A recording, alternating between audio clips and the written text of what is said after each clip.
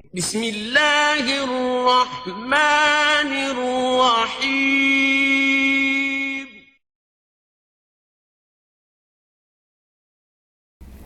نحمده ونصلی علی نبی الکریم اما بعد فقد قال اللہ تعالی فی القرآن العظیم اقیم الصلاة وآتوا الزکاة واقرضوا اللہ قرضا حسنا۔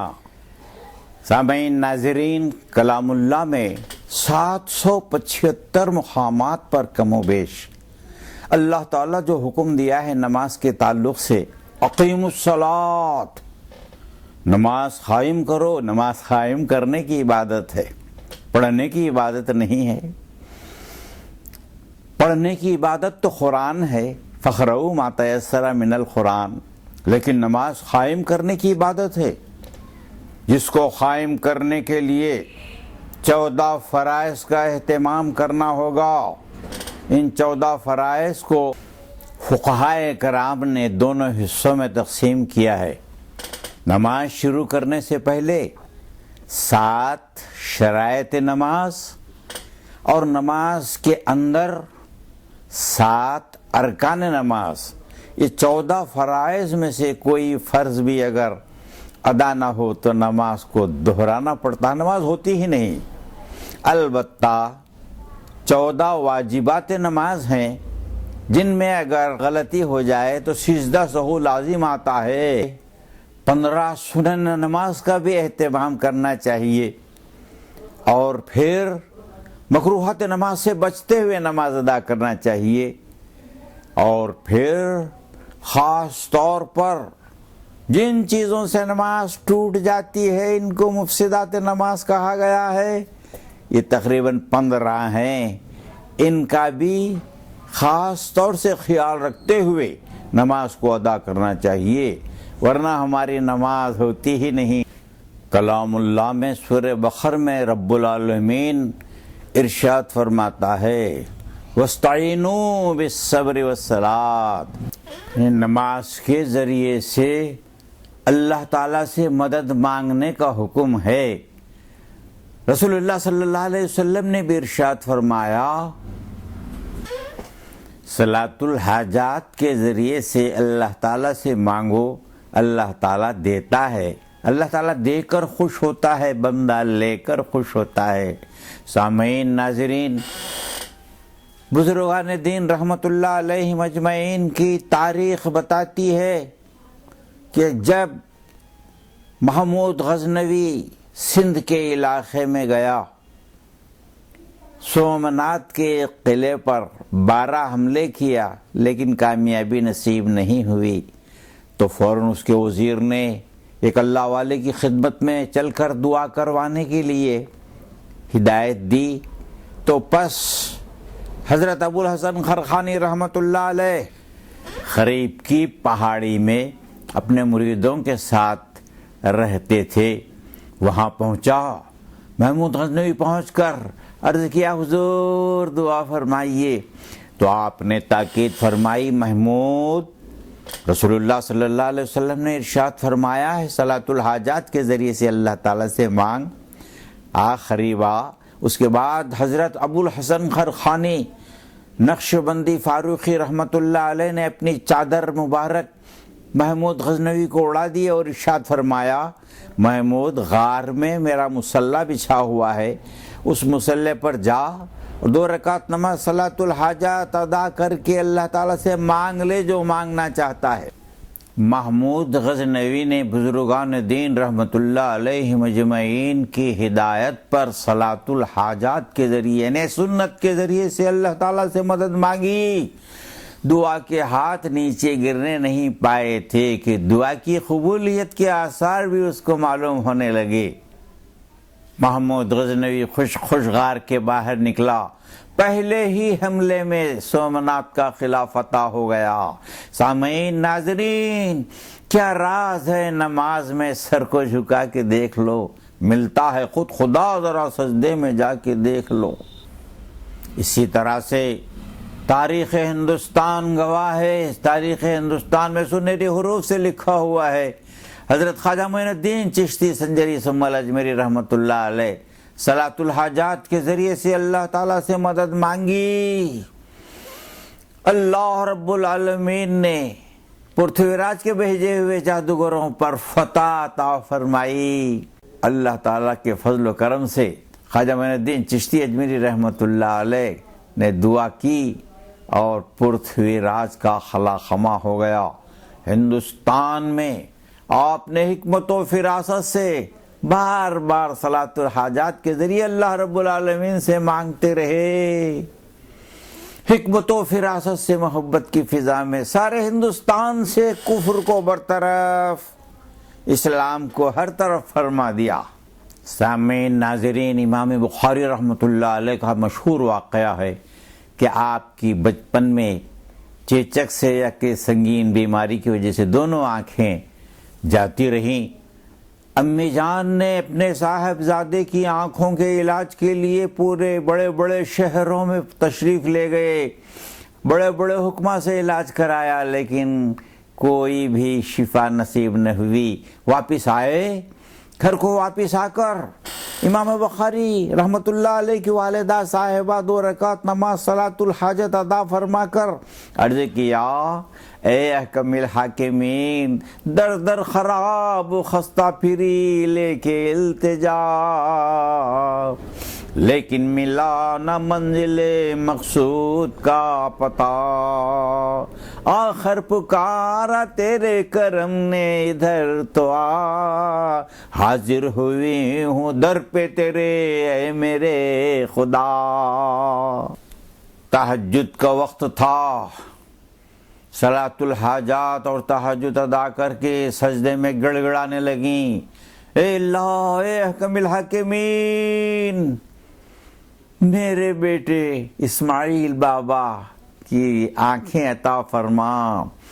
گڑ گڑا رہی ہیں سجدے میں، ایک ماں کے گڑ گڑانے کی وجہ سے امام بخاری رحمۃ اللہ علیہ کی آنکھیں نیند جاتی رہی، آنکھیں بیدار ہوئیں تو فوراً پکار کر کہا، امی جان، نماز کے بعد سجدے میں کی جانے والی دعاؤں کے طفیل میں اللہ رب العالمین نے مجھے دونوں آنکھیں عطا فرما دیں۔ سامعین، امام بخاری رحمۃ اللہ علیہ کا مشہور تاریخی واقعہ ہے،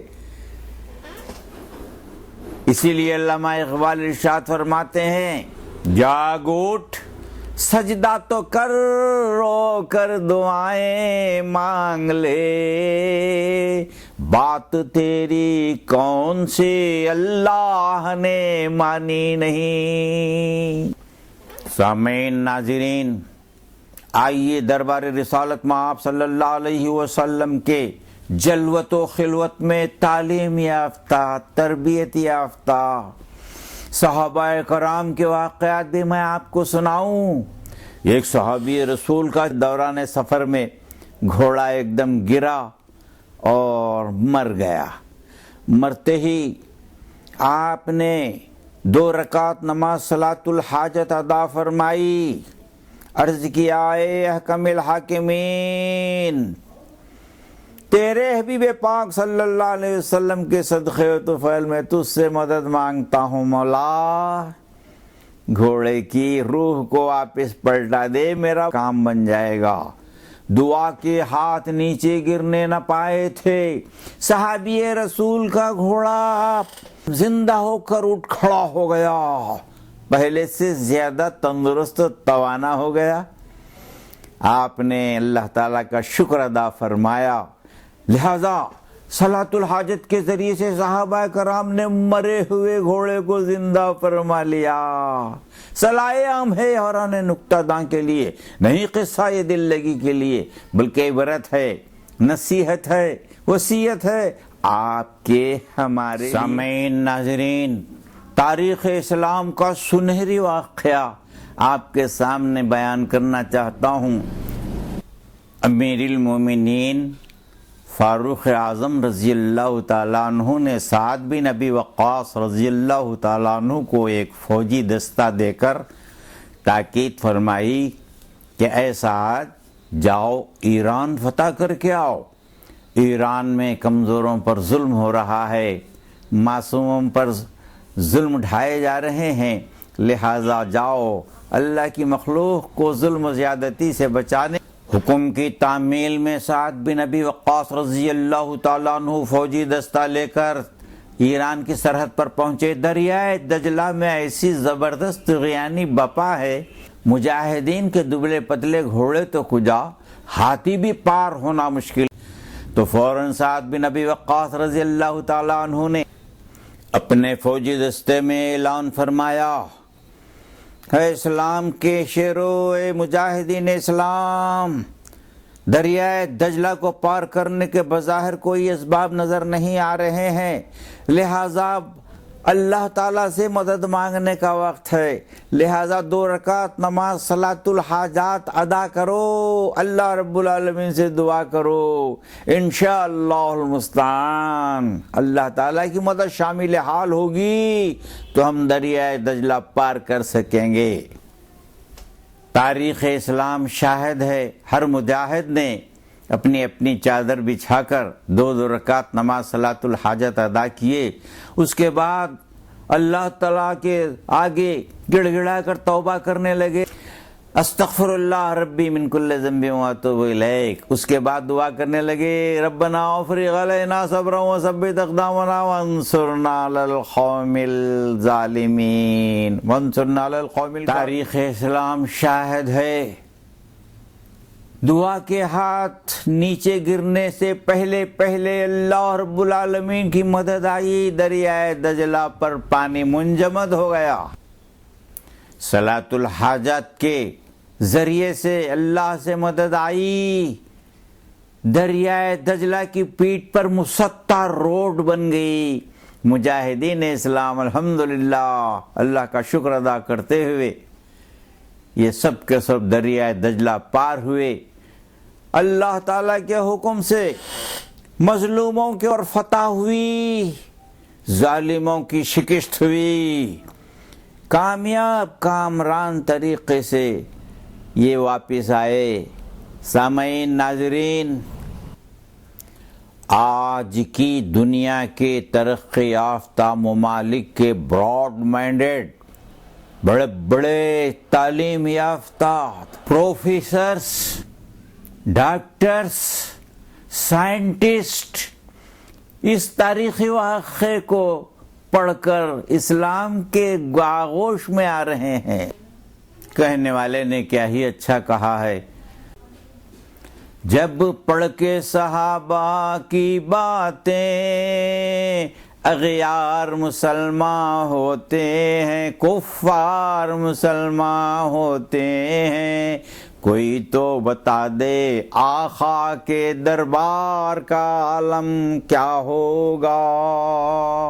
سامعین، ناظرین، نماز کی اہمیت کے تعلق سے جتاتے ہوئے رسول اللہ صلی اللہ علیہ وسلم نے ارشاد فرمایا، اے میرے امتیو، کان کھول کر سن لو، جس طرح سے انسانی جسم میں سر کا مقام ہے، اسی طرح سے دین اسلام میں نماز کا مقام ہے۔ نماز قائم کرنے کی عبادت ہے، نماز قائم کرنے کے لیے 14 فرائض کا اہتمام کرنا ہوگا، 14 واجبات کا اہتمام کرنا ہوگا، اور سنن نماز کا بھی اہتمام کرنا ہوگا۔ مکروہات نماز سے بچتے ہوئے مفسدات نماز کا بھی خاص خیال رکھتے ہوئے نماز قائم کریں گے تو انشاءاللہ المستعان اللہ رب العالمین کی ذات عالی سے امید ہے کہ صلاۃ الحاجات کے ذریعے سے مدد مانگنے والوں کی ہر مراد پوری ہوئی ہے، ہر مراد پوری ہوتی ہے، ہر مراد پوری ہوتی رہے گی۔ کہنے والوں نے کیا ہی اچھا کہا ہے، ہر دم رہو خدا کے حضور و شہود میں، بس جائے بس خدا ہی ہمارے ہست و بود میں، نکلے دم اخیر تو نکلے نماز میں، اٹھے زمین سے لاش تو اٹھے نماز میں۔ وآخر دعوانا الحمدللہ رب العالمین۔